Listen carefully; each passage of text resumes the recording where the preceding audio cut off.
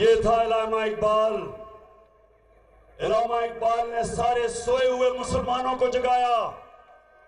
गुलाम हिंदुस्तान में उन्होंने मुसलमानों को जगाया जो आज आपके बॉर्डर के उस तरफ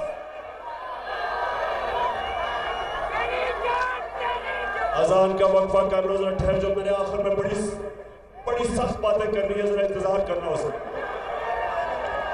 गर्मी तो नहीं है ना? अगर मुझे गर्मी नहीं लग रही तो तुम्हें भी नहीं लगनी चाहिए। और देखे वहां माशाल्लाह ख्वातीन को, माशाल्लाह इस गर्मी में सूरज भी उधर ही जा रहा है।